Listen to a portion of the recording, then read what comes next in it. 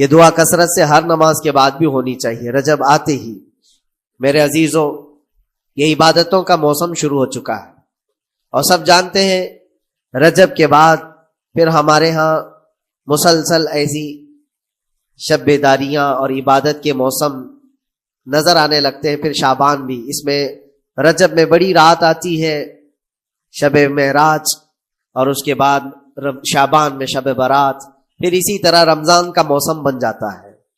تو اب یہ موسم بنانے کا وقت آ چکا ہے، تو سب سے پہلی چیز یہ ہے کہ میرے عزیزوں فصل کے بونے کے لیے کن چیزوں کی ضرورت ہوتی ہے، اس چیز کا خیال رکھیے۔ بیج اگر کھوٹا ڈالے ہو اور ویسی ہی فصل آنے کا انتظار کرو گے تو پھر نہیں ہوگا۔ بیج کو کھرا اور خالص ہونا چاہیے۔ جو نیکیاں کرنا چاہ رہے ہیں اس کو صاف ستھرے اچھے ماحول میں کیے جانے چاہیے۔ کھیتی باڑی کرنے والا جانتا ہے بیج تو وہ بو رہا ہے، زمین بھی اچھی ہے، ساری چیزیں، کئی چیزوں کی ضرورت ہوتی ہے۔ بیج بھی اچھا ہو، زمین بھی اچھا ہو، موسم بھی اچھا ہو، تب جا کر کے اس کی فصل نکلتی ہے۔ بیج اچھا تھا، زمین اچھی نہیں تو بھی فصل نہیں آتی۔ بیج بھی اچھا ہے، زمین بھی اچھا ہے، موسم صحیح نہیں ہے تب بھی فصل نہیں آتی۔ ابھی آپ کے پاس تین چیزوں کا ہونا ضروری ہے، بیج اور زمین اور موسم۔ بیج جو ہے یہ نیکیاں ہیں، اور زمین تمہارا دل ہے، اس کا اتنا ہی پاک ہونا ضروری ہے۔ اور موسم یہ رجب کا ہے، اس میں تو کوئی شک نہیں ہے کہ عبادتوں کا موسم ہے، فصل کی اچھے لانے کا موسم ہے۔ لیکن سب سے پہلی چیز اب ہمیں ضرورت ہوتی ہے کہ ہم کیا بیج بو رہے ہیں۔ شیخ سعدی رحمت اللہ تعالی علیہ فرمایا کرتے کہ زمین میں ادرک بو کر کے گنا آنے کی امید تو نہیں کر سکتے، جو بویا ہے وہی اسی کی فصل آئے گی۔ لوگ عمل خیر کرے تو اس کا نتیجہ بھی خیر آئے گا، اور برائیاں کریں اور پھر رمضان میں یہ انتظار کریں کہ میں نے جو بویا ہے اس کی فصل آئے، تو ایسا نہیں ہوتا۔ بہت سارے لوگوں کا وہ شک بھی میں دور کرنا چاہتا ہوں کہ رمضان المبارکہ میں فضیلتوں کو آپ سنتے آئے ہیں، رمضان ایسا مہینہ ویسا مہینہ، اتنی برکتوں والا، اتنی رحمتوں والا، لیکن بہت سارے لوگوں کے حالات چونکہ تو ہی رہتے رمضان میں ویسے ہی ہیں، وہ لوگ کچھ بھی نہیں بدلے۔ تو اس میں رمضان کا قصور ہے کہ اس مہمان کا قصور ہے، اس انسان کا قصور ہے؟ وجہ یہ ہے کہ رمضان المبارکہ یقیناً اتنی برکتوں اور رحمتوں اور سعادتوں لے کر کے تو آتا ہے، لیکن تمہیں 2 مہینے پہلے سے کہا گیا تھا کہ فصل کے لیے تیاری کرو، تم نے بیج نہ بوئے، اپنی زمین کو صحیح کیا ہی نہیں، پھر رمضان میں جو بارش ہو رہی ہے اس کا فائدہ کیا ہے؟ روڈ پر 10 سال بھی بارش برسے وہاں پر کوئی فصل نہیں آئے گی، کیونکہ وہ زمین سخت ہے اور بیج بونے کے قابل بھی نہیں ہے۔ رمضان المبارکہ میں رحمتوں کی جھماجھم بارش تو ہوتی ہے، لیکن دل اگر سخت ہے گناہوں سے تو اس بارش کا کیا اثر ہوگا اس پر؟ اسی لیے دلوں کی نرمی یہاں سے شروع کریں، رجب المرجب سے۔ اس کی راتوں میں اللہ رب العزت کو پکارے، مناجات کرے، عبادتوں کے لیے کچھ دن تو خاص کر لیں۔ بہت دنیا میں ہم نے اپنے آپ کو ملوث کر رکھا ہے، کچھ راتیں اللہ رب العزت کی عبادت میں تو لگائے۔ اللہ کے نبی صلی اللہ تعالی علیہ وسلم کی ایک حدیث ہے، جامع الاصول سے نقل کی ہوئی، رجب المرجب کے پہلے جمعے جو ہم لوگ ابھی گزر چکے، ابھی یعنی وہ رات تو گزر چکی، کل کی جو گزری ہوئی رات ہے رجب کی، یہ پہلی جمعہ کی شب تھی۔ اس کے متعلق روایت ہے کہ 12 رکعتیں جو مغرب کے بعد سے لے کر عشاء کے درمیان پڑھتا ہے، اللہ کریم اس کے تمام گناہوں کو معاف کرتا ہے، اور اس سال اس کو پورے طور پر ناگہانی آفات سے محفوظ رکھتا ہے، اور شیطان کے اس پر قابو پانے سے بھی اس کو اللہ محفوظ رکھتا ہے۔ تو یہ تھی تیاریاں، یہ ساری چیزیں ابھی سے تیاریاں ہونی چاہیے۔ رجب کے 3 دن آتے ہیں جس کے متعلق فرمایا گیا ہے ایام بیز میں بھی 13، 14، 15 یا 14، 15، 16 یہ جو تاریخیں آتی ہیں اس میں روزے رکھو۔ اس کی بھی بڑی فضیلت ہے کہ تم تیاریاں ابھی سے شروع کر لو کہ رمضان المبارکہ میں اچھی فصل دیکھ سکے، ہمارے جسم کے اندر بدلاؤ آ سکے، ہمارے دل کے اندر انقلاب آ سکے۔ اور تیاری یہاں سے نہ کر کے صرف رمضان میں ہی امید لگائے بیٹھتا ہے تو میرے عزیزوں کچھ تو صفائی کی ضرورت ہوتی ہے۔ میرے عزیزوں یہ رجب بیج بونے کا موسم ہے، تو کے اندر جو وسوسے بھرے ہوئے ہیں، گناہوں کے خیالات بھرے ہوئے ہیں، اس کو پاک تو کرو۔ اس کو پاک کرنے کے لیے اللہ کریم کی بارگاہ میں آ کر گڑ گڑاؤ، تمہارا ایک آنسو تمہارے تمام گناہوں کو اور اللہ کی غضب کو ٹھنڈا کر دیتا ہے. ہاں، ایک آنسو کا قطرہ تمہارے لیے اللہ کریم ہے.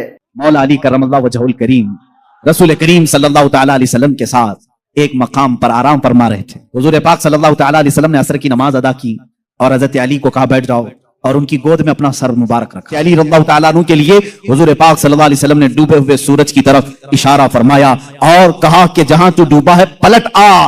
سورج بنی اسرائیل کے انبیاء جس طرح سے معجزات دکھاتے تھے، امت مصطفیٰ کے اولیاء اپنی کرامات دکھاتے ہیں. کرامت حق ہے. عیسیٰ علیہ الصلوۃ والتسلیم کا یہ معجزہ تھا. دیگر انبیاء اکرام علیہ السلام کو بہت سارے معجزے دیے، جیسے حضرت داؤد علیہ السلام، ان کے ہاتھ میں لوہا آتا تو نرم ہو جاتا تھا. وہ لوہے کو اپنے ہاتھ سے جیسی شکل چاہتے تھے بنا دیتے تھے. لوہے کا لباس بناتے، لوہے کی ٹوپیاں بناتے، لوہے کی چیزیں بناتے. لیکن لوہے کو انہیں آگ میں تپانے کی ضرورت نہیں پیش آتی. تو اپنے ہاتھ میں جیسے ہم آٹے کو بنا سکتے ہیں، اس طرح سے وہ لوہے کو بنا سکتے تھے. یہ اللہ کے نبی داؤد علیہ السلام کا معجزہ تھا. حضرت سلیمان علیہ السلام کا معجزہ یہ کہ آپ کو سارے پرندوں کی بولیاں سکھائی گئی تھی، جنات کی اور سارے تقریباً مخلوقات کی بولیاں آپ کو سکھا دی گئی تھی. اور دوسری چیز آپ کو معجزے میں یہ دیا گیا کہ سلیمان علیہ السلام جس طرف چاہتے ہوا اس طرف چلتی.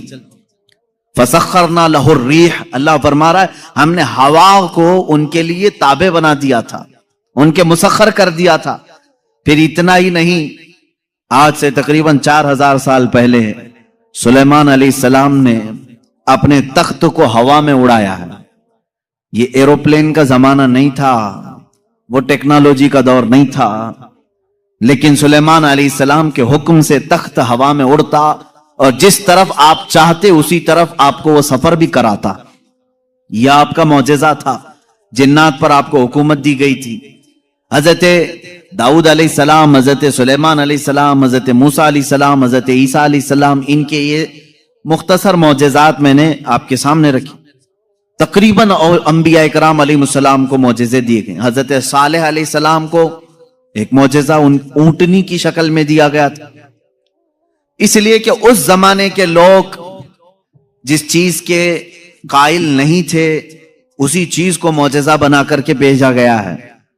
یعنی عیسیٰ علیہ السلام کے زمانے میں لوگ یہ کہتے تھے مرنے کے بعد دوبارہ زندہ نہیں ہو سکتے.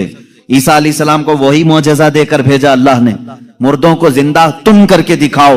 جب نبی کر کے دکھا سکتے ہیں تو اللہ دوبارہ کیسے نہیں زندہ کرے گا. صالح علیہ السلام کے زمانے میں لوگ اس بات کے انکاری تھے کہ بغیر باپ کے کوئی بیٹا ہو نہیں سکتا، بغیر باپ کے کوئی بیٹا پیدا نہیں ہو سکتا. آدم علیہ السلام کیسے آ گئے دنیا میں، ایسا کیسے ہو سکتا ہے. صالح علیہ السلام کو اللہ تعالیٰ نے حکم فرمایا تم اپنی قوم کو لے جاؤ ایک پہاڑ کے پتھر سے کہو کہ اس میں سے اونٹ پیدا کر کے دیں. حضرت صالح علیہ السلام نے اس پتھر کے پاس کھڑے ہو کر فرمایا تو پتھر سے ایک اونٹنی کا بچہ نمودار ہوا. اس اونٹنی کا نہ باپ ہے نہ ماں ہے اور اپنی برادری سے اپنی نسل سے بھی نہیں، بلکہ پتھر ایک جامد چیز سے اونٹ پیدا ہوا. اس اونٹنی کا ذکر بھی قرآن پاک میں ہے. یہ معجزے کے طور پر دیا گیا تھا صالح علیہ الصلوۃ والتسلیم کو. عزیزان گرامی وقار، ان انبیاء کرام کو ان کے زمانوں کی جو ضروریات تھی، جو تقاضے تھے، وہ معجزے دیے گئے. اور سید الانبیاء محمد الرسول اللہ صلی اللہ تعالی علیہ وسلم کو ان تمام انبیاء کے جو معجزات تھے وہ تنہا حضور کو عطا کیے گئے. حسن یوسف دم عیسیٰ ید بیضا داری، آنچ خوباں ہمہ دارند تو تنہا داری. اے رسول پاک، یوسف کا حسن بھی آپ کے پاس ہے، عیسیٰ کا دم بھی آپ کے پاس ہے، اور موسیٰ کا ید بیضا بھی آپ کے پاس ہے. وہ تمام خوبیاں جو رکھتے تھے انبیاء، یا رسول اللہ تنہا آپ کی ذات میں اللہ نے وہ جمع کیا. امام عشق و محبت نے فرمایا ذات ہوئی انتخاب وصف ہوئے لاجواب. ذات ہوئی انتخاب وصف ہوئے لاجواب، نام ہوا مصطفیٰ تم پہ کروڑوں درود. ایک ذات ہے، ہزاروں وصف اس میں جمع کی اللہ نے، ہزاروں وصف جمع کیے. اب معجزات میں شروع کرتا ہوں اس لیے کہ ہمارا وقت بہت تیزی سے چلتا ہے. اور وقت کی سوئیاں ہمیں کاٹتے ہوئے چلی جاتی ہیں. اللہ ہمارے وقت میں برکت عطا فرمائے. اس بات کو میں محسوس کرتا ہوں کہ جب میلاد مصطفیٰ ہو, رسول کریم صلی اللہ تعالی علیہ وسلم کے تذکرے ہوں, آپ کو بھی احساس ہوتا ہوگا, آپ کو بھی احساس ہوتا ہوگا, مجھے خود احساس ہوتا ہے. 1.5 گھنٹہ 2 گھنٹہ یا جس قدر بھی یہاں بیٹھے ہیں, کب وقت گزر گیا پتہ ہی نہیں چلا. محفل ختم ہوتی ہے تو ہم گھڑیاں دیکھتے ہیں, کیا ہم اتنی دیر تک بیٹھے رہے؟ پہلو میں درد بھی نہیں ہوا, پیٹھ میں کمر میں کوئی کسک بھی نہیں آئی, اس میں اتنا لگاؤ کیسے رہا؟ عزیزان گرامی وقار, اس سے بعض علماء نے یہ مسئلہ اخذ کیا کہ جب محبت کرنے والا محب اپنے محبوب کے تذکرے میں رہتا ہے تو اسے وقت کا اندازہ نہیں ہوتا. اسی لیے لوگوں نے کہا قیامت کا دن اگرچہ 50,000 سال کا ہو, اگرچہ 50,000 سال کا ہو, لیکن جو لواء الحمد کے نیچے آ گیا وہ میرے مصطفیٰ کی شان بیان کر رہا ہوگا. یہاں تک کہ قیامت کا یہ 50,000 سال کا جو ایک دن ہے, روایات میں بتایا گیا ہے عاشقان مصطفیٰ کو ایسا لگے گا جیسے بجلی چمکی اور ختم ہو گئی. لوگ کہتے ہیں قیامت آئی بھی اور چلی بھی گئی. وہ لمبا دن ان کے لیے بھاری ہوگا جو گستاخی رسول میں اپنے پیٹ مروڑتے رہتے ہیں, ان کے لیے بھاری ہوگا جن کے سینے رسول اللہ کی محبت سے منور نہیں ہیں. عزیزان گرامی وقار, یہی بات تو قبر میں بھی ہے. یہی بات بعض لوگوں کو دفن کیا جاتا ہے, تذکرہ سنیں اور جی لگا کر کے سنیں. میرے آقا کی محفل میں بیٹھیں تو سستی اور کاہلی نہیں, بلکہ اس کے آداب ہیں. آپ وضو سے بیٹھیں, ہمتن گوش ہو کر بیٹھیں. ہلکی سی بھی سستی آئے تو اپنے آپ کو کوسیں کہ نہیں, میں مصطفیٰ کریم کی میلاد میں بیٹھا ہوں, میرے آقا کے تذکرے میں بیٹھا ہوں. بعض لوگوں کو دفن کیا جاتا ہے. قبر کی زندگی معلوم ہے کتنی سخت ہوتی ہے. کہا گیا وہاں کا 1 منٹ 1 سال کے برابر ہو سکتا ہے. مردے پر وقت ہی نہیں گزرتا, وقت ہی نہیں جاتا. وہ روز انتظار کرتا ہے, روز انتظار کرتا ہے. لیکن بعض میتیں وہ ہیں جن پر وقت بہت تیزی سے گزر جاتا ہے. یہاں تک کہ قیامت کا سور پھونکا جاتا ہے, قبریں کھولی جاتی ہیں, لوگوں کو اٹھایا جاتا ہے تو بعض مردے یہ کہہ کر کے اٹھتے ہیں بارے الہ اتنی جلدی قیامت آ گئی, کل ہی تو میرے گھر والوں نے دفن کیا تھا, آج میں میدان محشر میں جمع ہو گیا. جبکہ وہ 500 سال سو چکے ہوں گے, 1000 سال سو چکے ہوں گے. فرق کیوں؟ بعض مردوں پر وقت نہیں بیتتا, بعض لوگوں پر وقت تیزی سے چلا جاتا ہے. وجہ یہ ہے کہ جس کی قبر میں جلوہ مصطفیٰ نظر آ جائے, میرے آقا صلی اللہ تعالی علیہ وسلم اس کی قبر میں آ جائیں اور وہ جلوہ جہاں آرا کو دیکھنے میں مصروف ہو تو قیامت کا سور پھونک دیا جائے گا. وہ انہی جلووں میں مست ہو چکا ہوگا اور اسے وقت کا احساس نہیں ہوگا. اے اللہ ہمیں اس جماعت میں شامل فرما. اب ہم معجزات مصطفیٰ صلی اللہ تعالی علیہ وسلم کی طرف چلتے ہیں.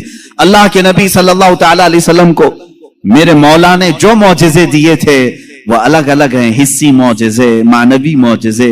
آپ صلی اللہ تعالی علیہ وسلم کا سب سے بڑا معجزہ کیا ہے میں اس کو آخر میں عرض کرتا ہوں, لیکن ایک بات یاد رکھیں, حضور کی پوری زندگی معجزہ ہے, سب پوری زندگی معجزہ ہے.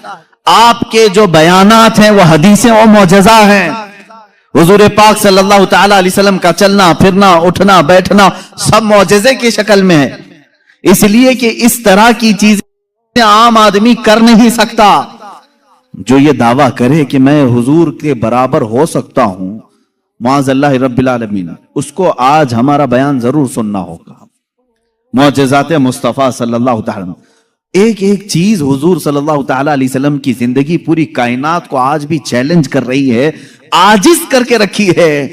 تو کون سی کھیتی سے نکل کر برابری کا دعویٰ کرتا ہے؟ حضور اکرم صلی اللہ تعالی علیہ وسلم کی ذات ستودہ صفات, اللہ کے نبی صلی اللہ تعالی علیہ وسلم کے بچپن کی بات لیتے ہیں, آج پیدا ہوئے میلاد